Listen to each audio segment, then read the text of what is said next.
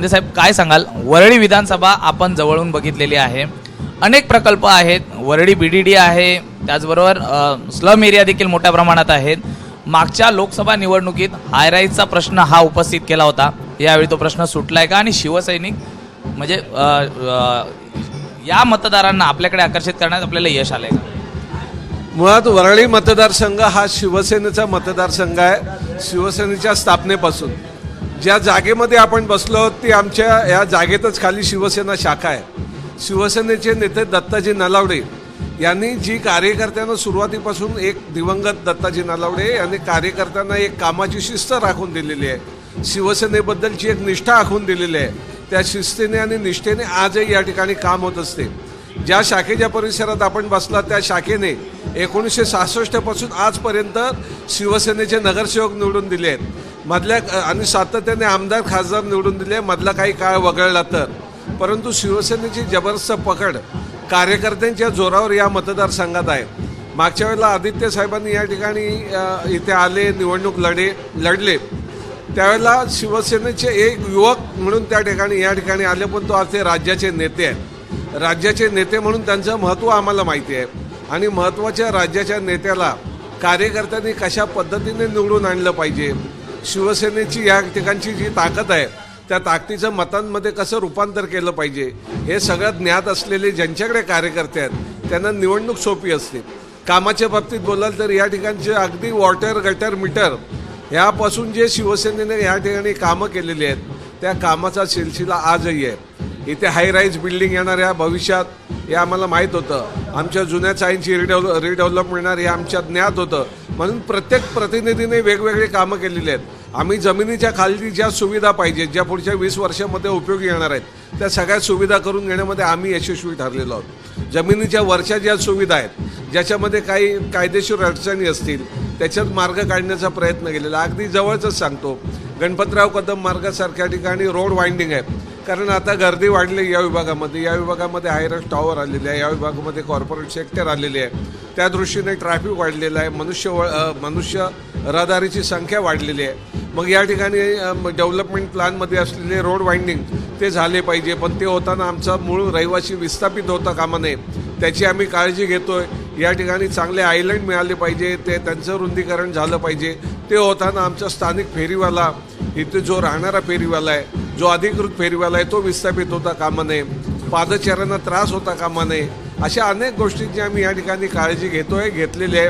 अनेक गोष्टी अजूनही अडचणीच्या आहेत. याची कारण आहेत की या ठिकाणी अनेक गोष्टींच्या ज्या आम्हाला साधनसामुग्री पाहिजे किंवा अनेक गोष्टींचे निर्णय पाहिजे, ते दुर्दैवाने काही ठिकाणी कायद्याच्या कचाट्यात अडकलेले आहेत. काही ठिकाणी या ठिकाणी बसलेल्या शासनाने निर्णय घेतलेले नाहीत. त्यामुळे या ठिकाणी काही जण येऊन या बाबतीत आमच्याशी टीका करतात, परंतु टीका हे आमच्या परस्पर करतात. ज्यावेळेला आमच्या समोर येतील त्यावेळेला त्या टीकेला योग्य उत्तर देऊ. मुळात महत्त्वाचा प्रश्न होता तो म्हणजे वरळी BDDचा. वरळी BDDचे पुनर्विकास प्रकल्प हा आता होताना पाहिलाय. लोकांना आपली घरं ही डोळ्यासमोर दिसत आहेत, मात्र तो प्रश्न हा अजून सुटलेला नाही आहे जसा हवा तसा. त्यावरून कुठेतरी लोकांमध्ये नाराजी आहे का? नाही, बिलकुल नाही. एक लक्षात ठेवा, ज्यावेळेला सुरुवातीचा हा प्रकल्प इथे राबवण्याचा निर्णय झाला त्यावेळेला मी इथला विधानसभेचा आमदार होतो. त्यावेळेला आम्हाला लोकांना अनेक वेळा समजवायला लागत होतं की याच्यामध्ये या प्रकल्प त्यावेळेला निर्णय झाला, त्यावेळेला काही अंशी सुरुवातही झाली.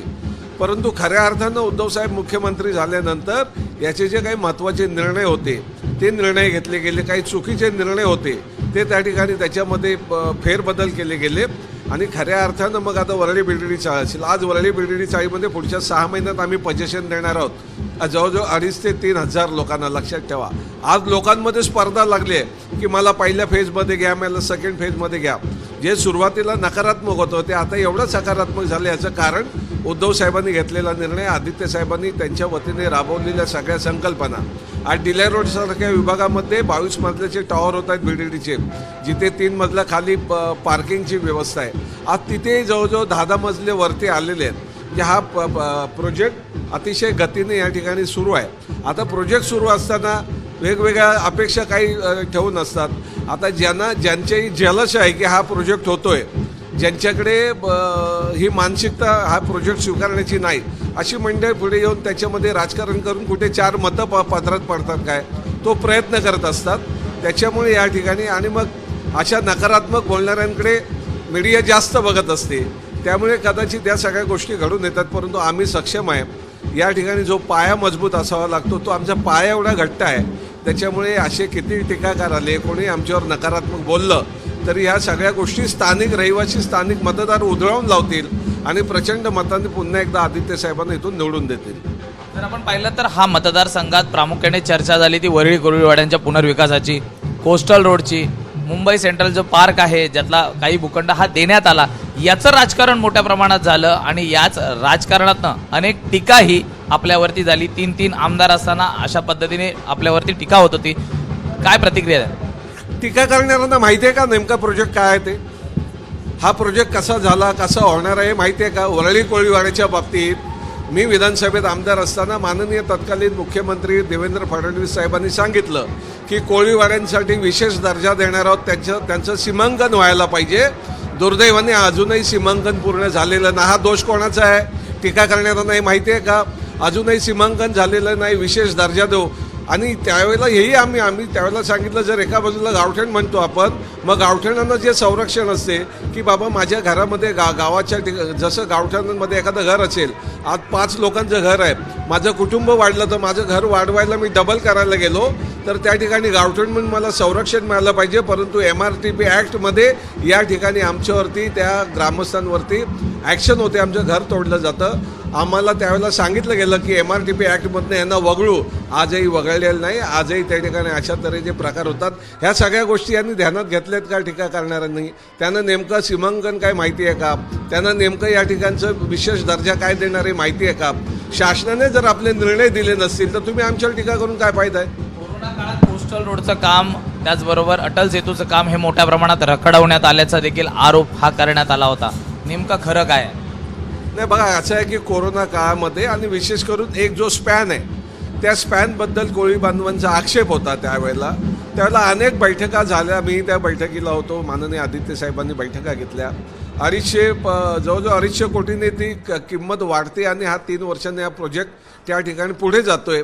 अशा तऱ्हेने त्यावेळेला अधिकाऱ्यांचं म्हणणं होतं. आम्ही त्या लोकांना पटवण्याचा प्रयत्न केला, परंतु त्याच्यामध्ये आम्ही अयशस्वी झालो. येणाऱ्या शासनाने काय उद्देशाने हा निर्णय घेतला आम्हाला माहीत नाही, परंतु निर्णय घेताना आम्ही हा विचार केला की आता योग्य आहे की अयोग्य ह्याच्यात न जाता, ठीक आहे, लोकांचा जर फायदा होत असेल तर आपण त्या ठिकाणी लोक फायदा घेणार असतील, लोकांना त्याचा त्या गोष्टीपासून काय लाभ होत असेल तर त्याच्या विरोधात जाता नाही. परंतु त्याच्यामध्ये अनेक त्रुटी आहेत, अनेक चुकीच्या गोष्टी आहेत. यही आहे, केवळ लोकांच्या हिताखातर आम्हाला त्या ठिकाणी गप्प राहावं लागलं आणि त्या ठिकाणी हा जो विलंब झाला. तर एक मला सांगा, कोविडचा विषय काढल्यानंतर सगळ्यात पहिल्यांदा कोविडचे 3 रुग्ण ह्या वरळी गावातच मिळाले कोळीवाड्यामध्ये. त्या ठिकाणी 3 रुग्ण सापडल्यानंतर पुढच्या 1.5 ते 2 महिन्यात आम्ही त्याचे नियंत्रण आणलं. याचं सगळं श्रेय माननीय आदित्यसाहेब ठाकरे यांनी त्या ठिकाणी राबवलेली यंत्रणा, महापालिका, राज्य शासन यांच्या माध्यमातून त्या ठिकाणी जो कोविड पॅटर्न आम्ही वरळी तयार केला, त्या म्हणजे बाधित लोकांना क्वारंटाईन त्या ठिकाणी हॉस्पिटलला नेणं, बाकीच्या लोकांना क्वारंटाईन करणं, हा पॅटर्न मग धारावीमध्ये वापरला गेला. हा पॅटर्न मुंबई शहरात वापरला गेला, राज्यभर वापरला आणि वरळी पॅटर्न म्हणून अख्ख्या जगामध्ये आदित्य साहेबांमुळे प्रसिद्ध झालं. याची का नाही चर्चा करत हे विरोधक? पण याच कोरोना काळात अनेक आरोप देखील आपल्याला झाले, भ्रष्टाचाराचे आरोप झाले. त्याला नेमकं काय उत्तर देणार? आणि शेवटचा माझा प्रश्न असणार आहे तो म्हणजे या वरळी विधानसभेत पुन्हा एकदा मनसेकडनं संदीप देशपांडे उभे राहत आहेत. महायुतीकडनं अद्याप उमेदवार ठरलेला नाहीये. किती मदातिक यांनी आदित्य ठाकरे हे निवडून येतील असा आपल्याला विश्वास आहे? हे बघा, जे काय भ्रष्टाचाराचे आरोप झाले त्या सगळ्या गोष्टी न्यायालयीन कक्षेत आहेत. न्यायालयीन त्या ठिकाणी ठरवेल काय करायचं. परंतु एक सांगा, आम्हा शिवसैनिकांना आहे ना या ठिकाणी सुदैवाने असं आहे की आता मी जे कोण मनसेचे उमेदवार आहेत तिथे आलेले आहेत, आपण त्यांचं नाव घेतलं. खरं म्हणजे आमच्या दृष्टीने ही निवडणूक अतिशय सोपी होती. ह्यांच्या येण्याने अधिक सोपी झाली, कारण आमच्या शिवसैनिकांना कोणी डिवचलं तर ते त्या ठिकाणी अशा तऱ्हेने उभारी घेतात. जर उद्या एखाद दुसरी मतं त्यांना मिळाली असतील, तीही मतं नाही मिळणार याची तजवीज शिवसैनिक या माध्यमातून करतील. बातचीत केल्याबद्दल. तर आपण पाहिलं तर एकूण वरळी विधानसभेची निवडणूक आणि त्यामागचं राजकारण, त्याचबरोबर इथला नेमका जो काही पुनर्विकासाचा विकासाचा रखडलेला प्रश्न आहे, त्या एकूणच सर्व विषयांवरती आपण चर्चा केलेली आहे. व्हिडिओ जर्नलिस्ट अजित कदमसह मी सूरज सावंत, एबीपी माझा, मुंबई. एबीपी माझा, उघडा डोळे बघा नीट.